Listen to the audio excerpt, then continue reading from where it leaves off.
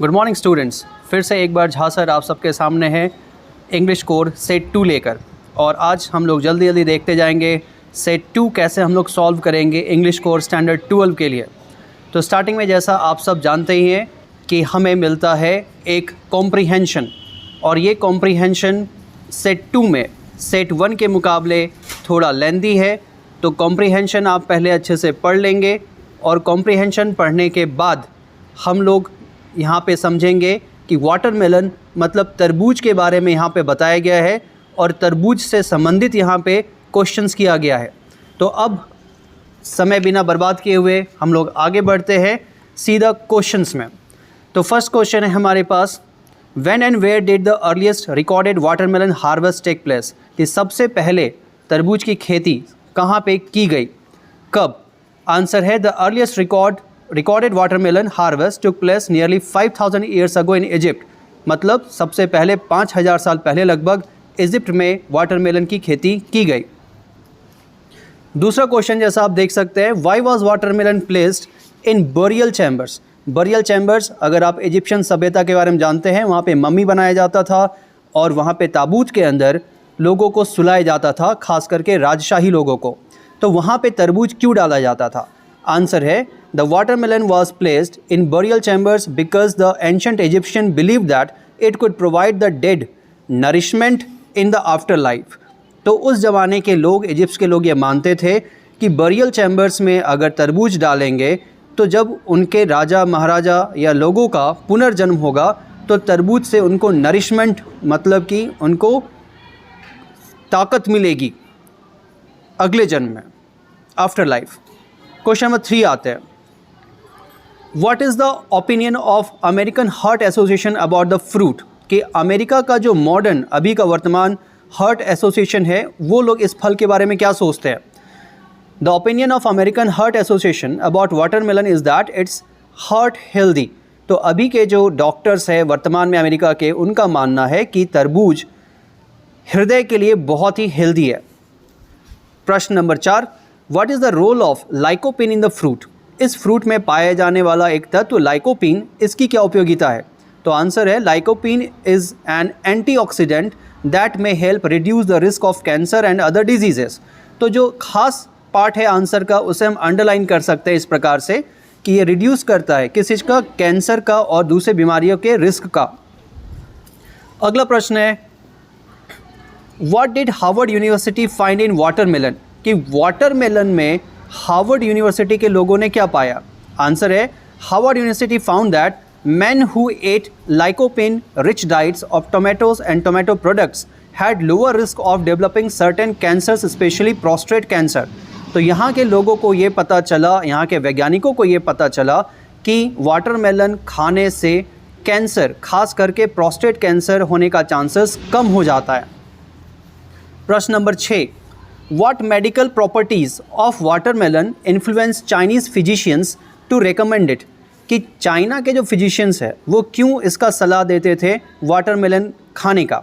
Answer है the Chinese physicians recommended, मतलब सिफारिश करते हैं, the fruit to build body fluids, moisten the intestines and decrease thirst, कि ये फल खाने से शरीर में तरल पदार्थ बनता है, इंटेस्टाइन अच्छा रहता है और प्यास भी बुझती है। It helps to detoxify the body and remove excess heat. तो जहर के शरीर के अंदर जो जहर है वो कम होता है और एक्सेस हीट, जो गर्मी है, उसको भी कम करता है। आखिरी प्रश्न है हमारे सामने, for what are watermelon seeds used, इनका जो बीज है तरबूज का, उसका क्या प्रयोग है? आंसर है the watermelon seeds are used to relieve urinary pain, कि मूत्राशय में जो दर्द है वो कम करता है, and to facilitate the passage of urine, urine करने में भी सुविधा होती है।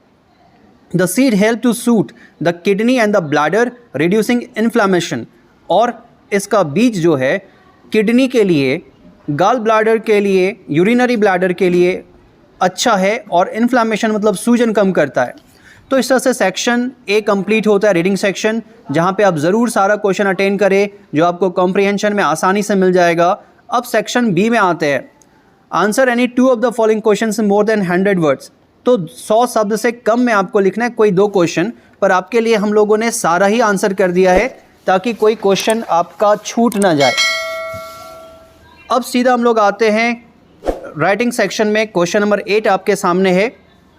यहाँ बताया गया कि आप करुणा या करण हैं, क्लास 12 के हैं और लंच ब्रेक के दौरान आपकी केमिस्ट्री लेक्चर्स के दौरान कॉपी खो जाती है।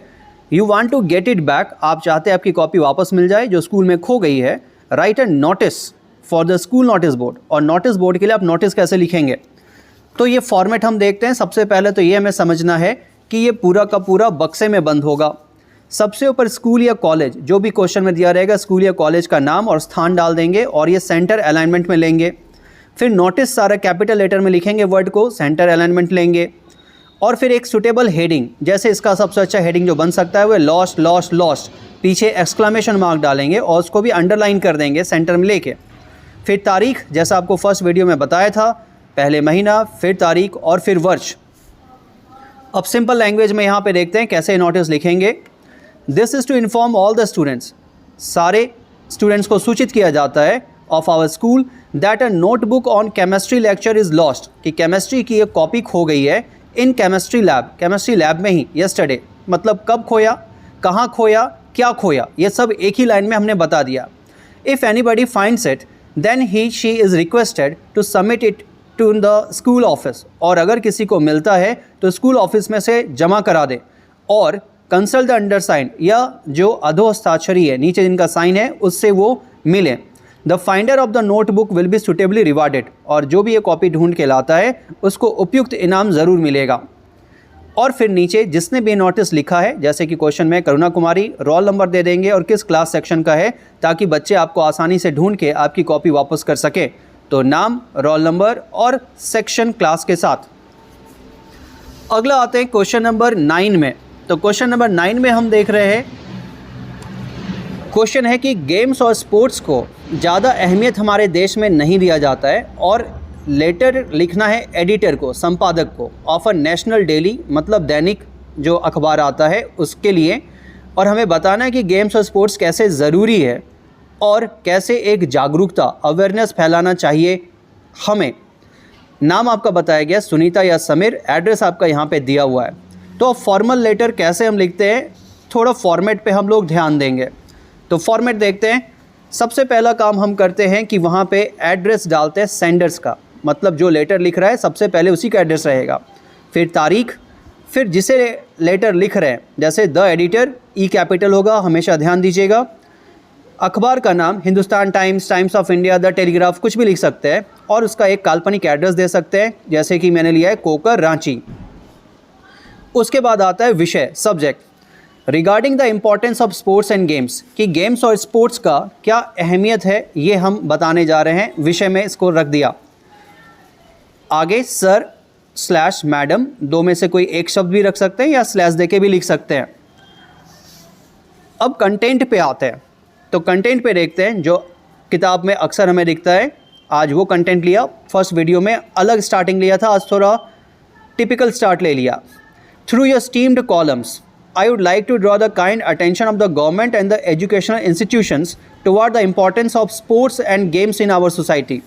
तो आपके अखबार के माध्यम से मैं ध्यान आकृष्ट करना चाहूँगा सरकार का और शैक्षणिक संस्थाओं का, एजुकेशनल इंस्टीट्यूशंस, किस चीज़ की ओर, towards the importance of sports and games in our society, कि हमारे समाज में, देश में गेम्स और स्पोर्ट्स की क्या अहमियत है, ये मैं बताना चाहूँगा इस खत के माध्यम से। ये आपने बताया।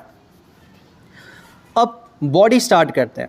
The modern society wants the youngsters to study all the time, जो आधुनिक समाज है वो चाहता है कि बच्चे दिन भर पढ़ते रहें। And the parents confine the children in their houses and schools और ट्यूशंस, और माँ बाप भी बच्चों को कैद कर देते हैं, घर में बैठ के पढ़ो, स्कूल में पढ़ो, ट्यूशंस में पढ़ो। द टाउन्स डोंट हैव, आगे अब बता रहे कि शहर में क्या समस्या है। तो the towns don't have enough play grounds, कि बड़ा बड़ा शहर ज़रूर है पर वहाँ पे इमारतें तो हैं लेकिन खेलने का मैदान नहीं है, और parks, so that the teenagers can go to play and to recreate themselves, कि जो टीनेजर्स हैं वो खेलने जा सके और अपने आप को रिफ़्रेश कर सके। It is the prime duty of the educational institutions and government to create an awareness about it. और हम ये बताते हैं अपने खत में कि ये दायित्व है, परम दायित्व है शैक्षणिक संस्थानों का और सरकार का कि हम अपने युवा को बताएं कि खेल कूद कितना अनिवार्य है.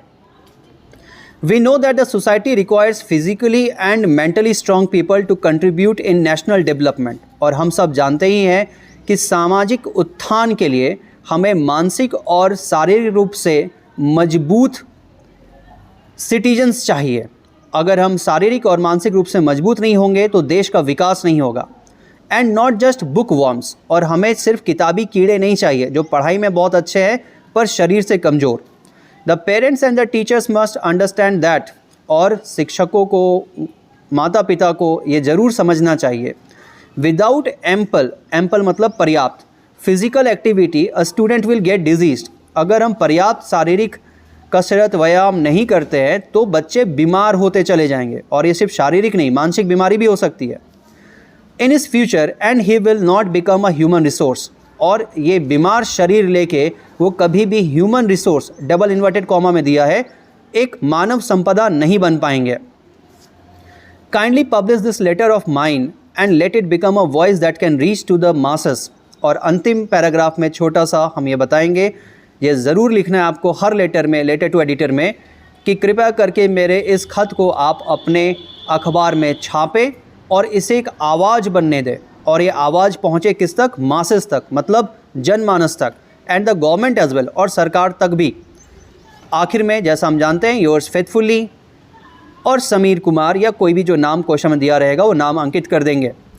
तो इस तरह से हमारा लेटर भी तैयार हो गया. अगले प्रश्न में आते हैं जो कि एक रिपोर्ट है. यहाँ पे बताया गया है कि आप एक स्टूडेंट हैं और स्कूल जाने के क्रम में आपने देखा, विटनेस मतलब देखा, कि स्कूल के एक बच्चे का चेन किसी ने खींच लिया और वो चेन खींच के भाग रहा था. कुछ सीनियर स्टूडेंट्स उसको पीछा करते हैं, चेज़ करते हैं और वो चेन वापस प्राप्त करते हैं और इसको पुलिस को हैंड ओवर कर देते हैं. मतलब जिसने चेन खींचा उसको उसी स्कूल के सीनियर स्टूडेंट ने पकड़ लिया और पुलिस के हवाले किया. इस पे आपको लिखना है रिपोर्ट. और रिपोर्ट मैंने जैसा आपको पहले बताया था, ये पूरा पास्ट टेंस में होगा. और इस डेयरिंग एक्ट के लिए सीनियर्स को प्राइज़ मिला या क्या हुआ ये आप बता सकते हैं. यू आर अमर अमृता, और बताया कि आपका नाम है अमर या फिर अमृता. तो अब रिपोर्ट के फॉर्मेट पे थोड़ा आते हैं. सबसे पहले वहाँ पे एक हेडिंग होगा जो अंडरलाइन किया रहेगा, जैसे यहाँ पे है चेन स्नैचर कॉट, और उसके ठीक नीचे रहेगा लिखने वाले का नाम, जैसे कि यहाँ पे है बाय अमृता. और ये चीज़ जैसा मैंने एरो मार्क कर दिया सेंटर में होगा, इस जगह पे सेंटर अलाइनमेंट हम लोग फॉलो करेंगे. तो यहाँ पे आप हेडिंग और नीचे बाय लिखेंगे. अगला, जैसा कि रिपोर्ट में जगह और तारीख बताते हैं, यहाँ पे बताया धनबाद, सेमी कोलोन, उसके बाद तारीख मार्च 25, फिर कोलोन. मैंने आपको बताया था रिपोर्ट में वर्ष का जिक्र नहीं करते हैं. आगे बढ़ रहे हैं. Last week a chain snatching incident happened by the school site. पिछले हफ्ते हमारे स्कूल के समीप छिनतई की घटना घटी. कहाँ पे school? Doon public school, Doon public school के पास. Early in the morning of 20 March, 20 मार्च की सुबह, a group of girls were coming to their school. लड़कियों का एक समूह अपने स्कूल की ओर आ रहा था. And suddenly two bike borne, ये शब्द देखिएगा बाइक बॉर्न, एन के बाद ई है, ध्यान दीजिएगा. इसका मतलब होता है बाइक सवार. तो दो बाइक सवार वहाँ पे आते हैं, रेसिंग मतलब तेज़ी से आते हैं. And one of them snatched a gold chain of Rakhi Kumari. और उसमें से पीछे जो लड़का बैठा था उसने राखी कुमारी, एक लड़की का नाम है, उसका सोने का चेन खींच लिया. अ स्टूडेंट ऑफ स्टैंडर्ड 11, और राखी कुमारी स्टैंडर्ड 11 की एक लड़की है. This made the girls shout, और ये देख के लड़कियां चिल्ला उठी. And luckily a group of senior students of our school were there, और किस्मत से हमारे स्कूल के कुछ सीनियर स्टूडेंट्स वहीं पे आगे थे. They block the bike and they got hold of both the chain snatchers. वो लोग बाइक को ब्लॉक करके रोक लेते हैं और दोनों चेन स्नैचर्स को पकड़ लेते हैं. Who were trying to escape out, जो भागने की कोशिश कर रहे थे. यहाँ पे देखिएगा दे है. They recovered the gold chain, उन्होंने गोल्ड चेन वापस प्राप्त किया. फ्रॉम द स्नैचर्स, उन छिनतई करने वालों से and handed it over to the victim girl, और जो पीड़ित लड़की थी जिसका चेन छीना गया, विक्टिम मतलब पीड़ित, उसको चेन वापस किया। Then they drag the thieves to the school office, और फिर वो लोग उन दोनों चोरों को पकड़ के घसीट के स्कूल के ऑफिस में लाए। Our principal call the police, और हमारे प्रिंसिपल ने पुलिस को बुलवा लिया। द कल्प्रिट्स, कल्प्रिट्स मतलब जानते हैं आप, गुनहगार, कल्प्रिट्स मीन्स गुनहगार, वेर हैंडेड ओवर, और उनको पुलिस के हवाले कर दिया गया। यहाँ बाय द पुलिस लिख भी सकते हैं, छोड़ भी सकते हैं। और अंतिम पैराग्राफ छोटा सा कंक्लूड करते हुए, the next day the school principal awarded the brave senior students in the school assembly, school के असेंबली में प्रिंसिपल सर ने उन सीनियर लड़कों को जिसने चोर को पकड़ा था उसको इनाम दिया। And all the students clapped, सारे विद्यार्थियों ने तालियां बजाई, एंड अप्रिशिएटेड देम, और उनकी प्रशंसा की। तो इस तरह से हमारा राइटिंग सेक्शन ख़त्म होता है और हम लोग आते हैं अब लिटरेचर की ओर, हमारा section C. Answer any 5 of the following questions in not more than 50 words. तो ये बहुत छोटा आपको लिखना है। एग्ज़ाम कॉपी में अगर आप 4 लाइन का लिख लेते हैं तो ये पर्याप्त होगा।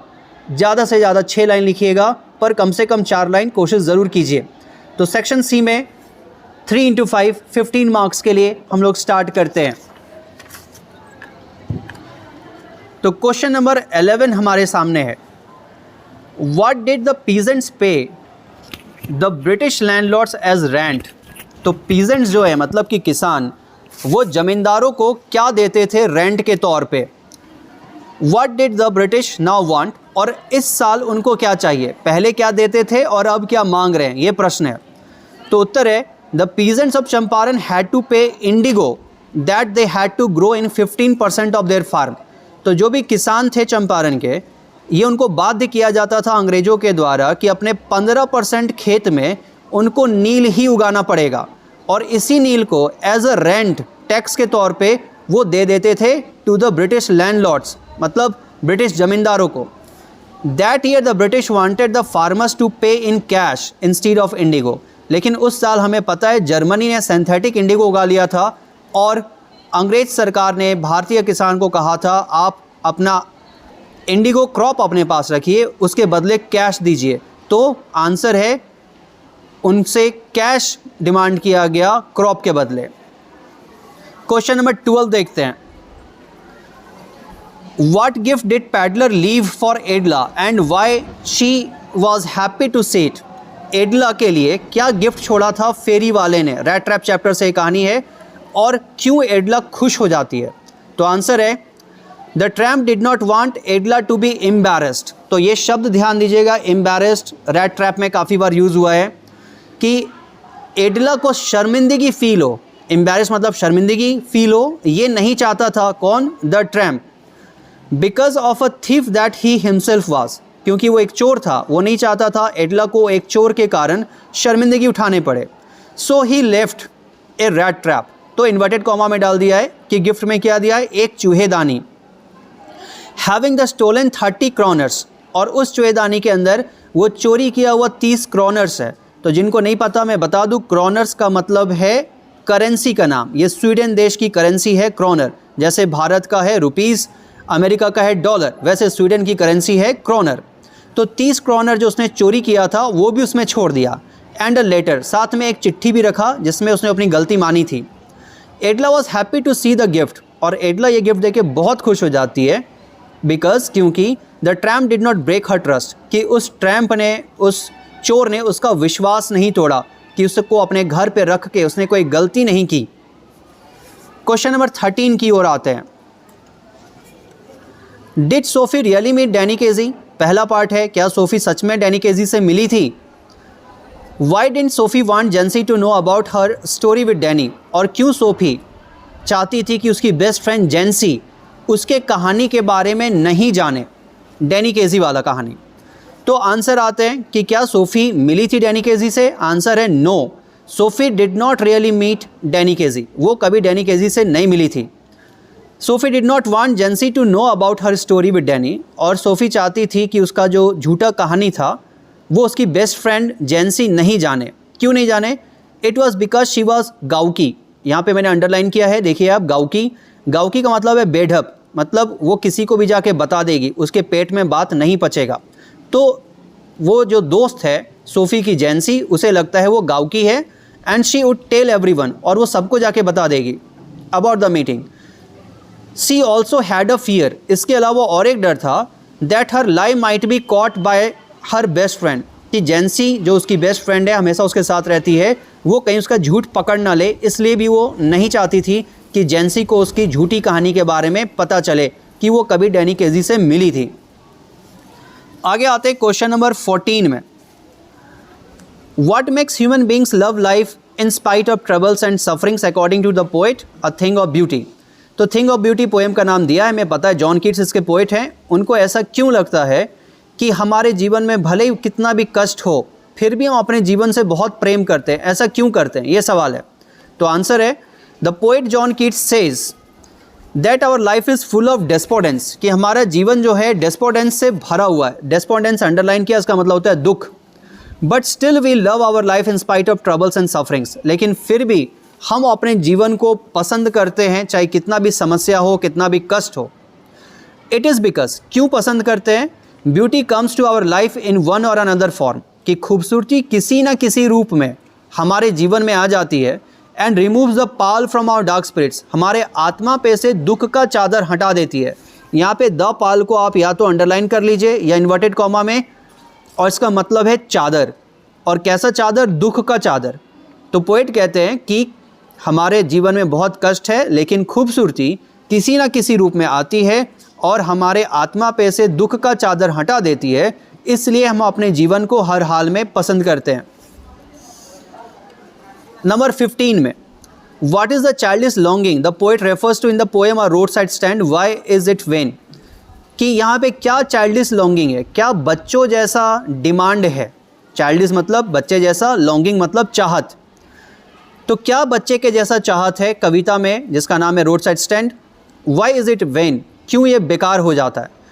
तो किसकी चाहत है बच्चे की जैसी, वहाँ पे जो दुकानदार बैठे हैं रोड किनारे उनकी। और क्या चाहत है वो देखते हैं आंसर में।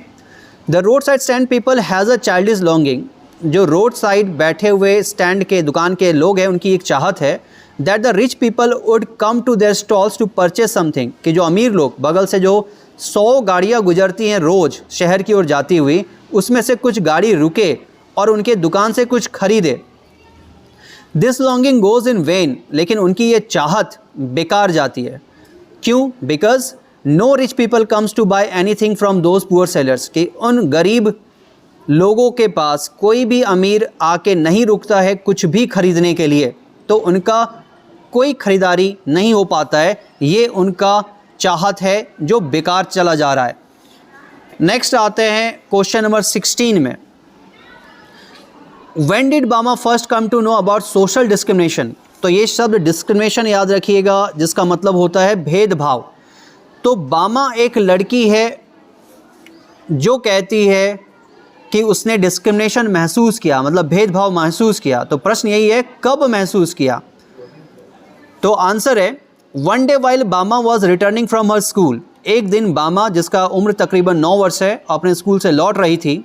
सी saw an elderly man of her tribe was holding a packet of wadais, वो देखती उन्हीं के समुदाय के एक बुजुर्ग इंसान हाथ में वडाइज का एक पैकेट, नमकीन है ये, वडाइज का एक पैकेट बहुत ही नाटकीय तरीके से पकड़ के अपने शरीर से बहुत दूर जा रहे हैं। एट हर होम, अपने घर पे जब वो आती है, she narrated it to all comic details to her annan, वो अपने बड़े भाई, अन्नान का अर्थ है बड़ा भाई साउथ के लैंग्वेज में, दक्षिण भारत में अन्नान कहा जाता है। तो अपने बड़े भाई को वो आके पूरा चीज़ बहुत ही कॉमिक डिटेल्स के साथ, कॉमेडी के साथ सुनाती है। And the annan explained her that it was not a thing to laugh at, और उनके अन्ना समझाते हैं उस बच्ची को कि ये कोई हंसने वाली बात नहीं है कि आपके समुदाय का एक बुजुर्ग अपने शरीर से बहुत दूर एक पैकेट लेके चल रहा था। As the elder because of his birth, क्योंकि ये एल्डर अपने जन्म के कारण was being treated like an untouchable, उनके साथ अछूतों जैसा व्यवहार हो रहा था, क्योंकि उनका जन्म एक विशेष जाति में हुआ था, इसलिए उनके साथ अछूतों जैसा व्यवहार हो रहा था। That day she first came to know about social discrimination faced by the people of her community, और उस दिन पहली बार वो जानी कि उनके समुदाय के लोगों के साथ किस तरह से भेदभाव होता है, सामाजिक भेदभाव, सोशल डिस्क्रिमिनेशन यहाँ पे है।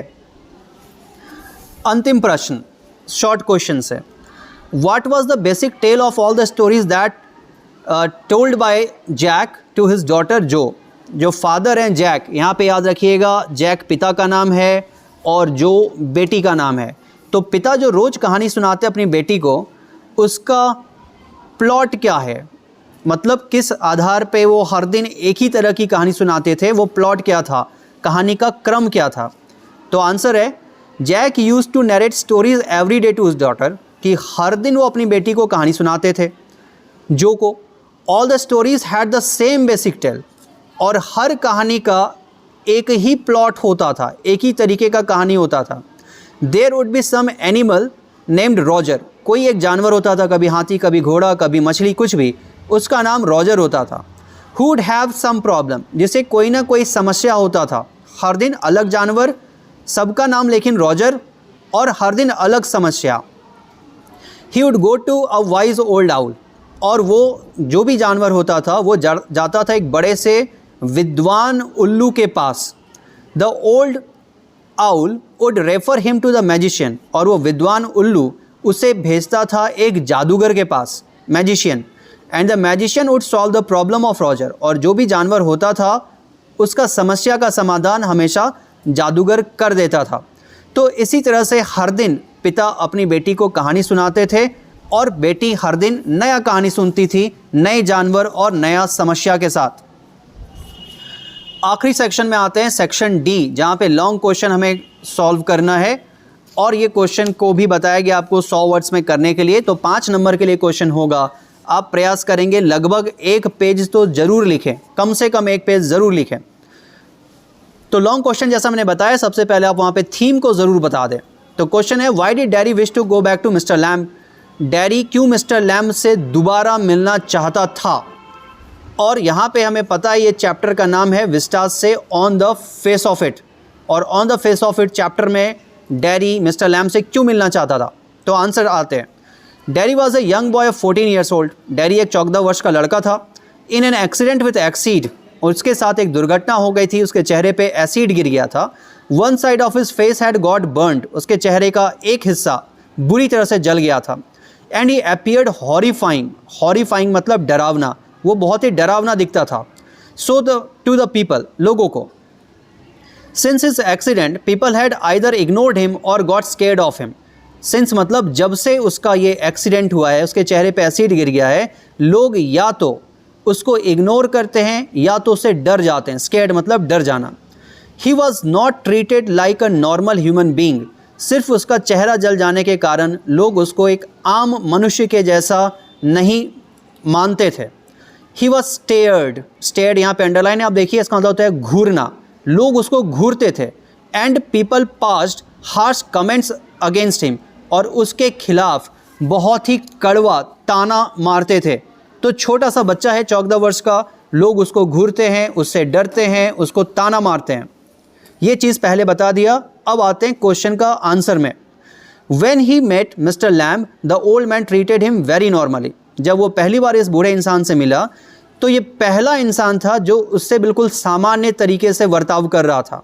And he spoke the things that mattered, ये अंडरलाइन आप कर सकते हैं, मैंने डबल इन्वर्टेड कॉमा में डाला है। सबसे इंपॉर्टेंट है इस आंसर के लिए कि ये बूढ़ा व्यक्ति वो सारी बातें करता था जो इसके जीवन में अहमियत रखता था। Things that mattered to Derry, the things that nobody had ever told Derry, और ये वो सारी बातें थे जो किसी ने, उसके माता पिता ने भी कभी डैरी से बातें नहीं की। अच्छी बात है। With his examples he try to convince Derry, और अपने अलग अलग उदाहरण से, आप कहानी जब पढ़ेंगे और देखेंगे 3-4 अलग उदाहरण है, अलग अलग उदाहरण से वो बताने की कोशिश करते हैं कि वो एक सामान्य बच्चा है। If he wanted he could achieve all with his dreams, अगर वो चाह ले तो अपना हर सपना वो साकार कर सकता है, पूरा कर सकता है। उसका चेहरा जल गया, कोई बात नहीं। All these things encourage dairy a lot, और ये सारी बातें सुन के बहुत ही प्रोत्साहन मिला डैरी को, वो उत्साहित हो गया। Moreover this little boy had promise to his friend Mr Lamb that he would return to the garden, और इतना ही नहीं, इस बच्चे ने गार्डन से निकलते वक्त अपने दोस्त से मिस्टर लैम्ब से वादा किया था वो दोबारा इस गार्डन में ज़रूर लौट के आएगा। आफ्टर इन्फॉर्मिंग हिज मदर, अपनी माँ को बता देने के बाद।